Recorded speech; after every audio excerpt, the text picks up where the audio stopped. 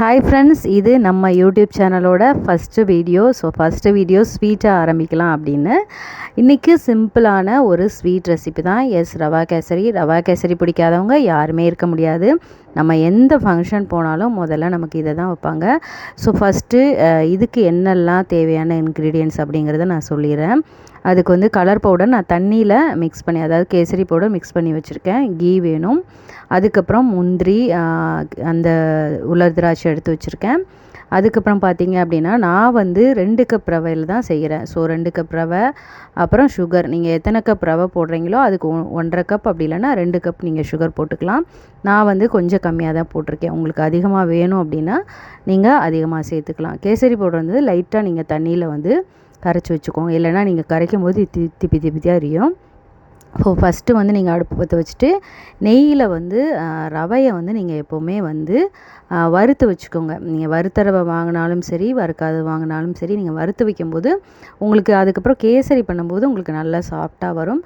அதனால் நீங்கள் 2 கப் ரவை போட்டுட்டு, நீங்கள் எத்தனை கப் எடுக்கிறீங்களோ அதை போட்டுட்டு நல்லா ஃப்ரை பண்ணி ஒரு பாத்திரத்தில் நீங்கள் தனியாக எடுத்து வச்சுருங்க.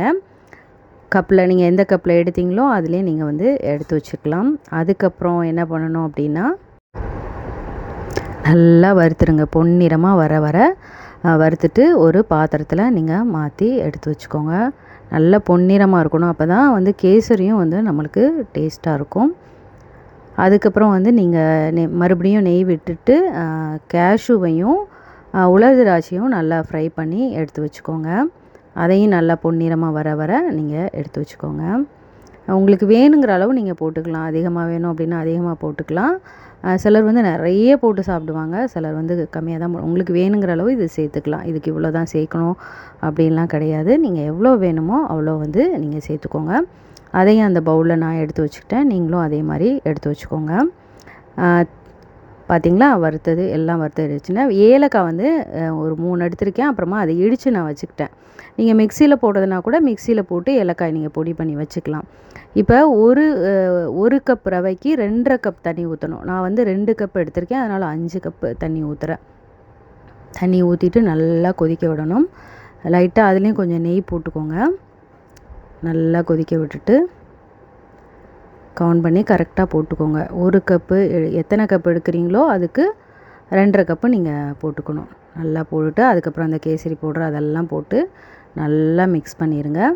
நல்லா கிண்டிகிட்டே இருக்கணும், இல்லைனா கட்டி பிடிச்சிரும். அதுக்கப்புறம் நீங்கள் சுகர் உங்களுக்கு முதல்ல சொன்ன மாதிரி நீங்கள் தேவையான அளவு போட்டுக்கலாம். 1 கப்னால் 2 கப் சுகர். உங்களுக்கு கம்மியாக வேணும்னா நீங்கள் 1.5 கப் போட்டுக்கலாம். சுகர் போட்டினோன்னா கொஞ்சம் இலக ஆரம்பிக்கும். கொஞ்சம் நீங்கள் நல்லா கிண்டிகிட்டே இருங்க. கிண்டிகிட்டே இருந்தோடனே உங்களுக்கு அப்போவே நல்லா அந்த கன்சிஸ்டன்சி நல்லா தெரியும். இப்போ கலரும் நம்ம அளவாக தான் போட்டிருக்கோம். ஃப்ளேவர் பார்க்குறக்கே ரொம்ப நல்லாயிருக்கு. நல்லா மிக்ஸ் பண்ணிடுங்க. நல்லா கிண்டிகிட்டே இருக்கணும். நல்லா கிண்டிகிட்டே இருக்குங்க. என் குழந்தைங்க இது ஈவினிங் டைமில் நீங்கள் ஸ்கூல் விட்டு வரும்போது செஞ்சு வச்சுருந்தீங்கன்னா உண்மையிலே நல்லா சாப்பிடுவாங்க. ஏன்னா எங்கள் வீட்டில் பசங்களுக்கு எல்லாம் கேசரி ரொம்ப பிடிக்கும். குழந்தைங்களுக்கு இது ரொம்ப பிடிக்கும். இதே மாதிரி நீங்கள் சம்பா ரவையில் கூட பண்ணலாம். அது கூட டேஸ்ட்டாக இருக்கும். ஆனால் அது அவ்வளோவா விரும்ப மாட்டாங்க. திருப்பிக்கும் உங்களுக்கு நான் 2 கப் எடுத்தனால ஒரு 5-6 ஸ்பூன் போட்டிருக்கேன். நீங்கள் ஒரு 50 கிராம் அளவுக்கு நெய் போட்டுக்கோங்க. நெய்யும் நம்மளோட விருப்பம் தான். நம்ம எவ்வளோ நிறையா வேணாலும் சேர்த்துக்கலாம். நான் கொஞ்சம் அதிகமாக தான் சேர்ப்பேன். நெய் போட்டதுக்கப்புறம் அதுக்கப்புறமா நம்ம பொடி பண்ணி வச்சுருக்கிற ஏலக்காய் போட்டுக்கலாம்.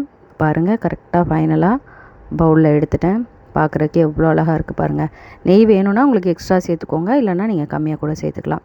கண்டிப்பாக இந்த வீடியோ உங்களுக்கு பிடிச்சிருக்கும். லைக் பண்ணுங்கள், ஷேர் பண்ணுங்கள், கமெண்ட் பண்ணுங்கள். தேங்க்யூ. அடுத்த வீடியோவில் பார்க்கலாம்.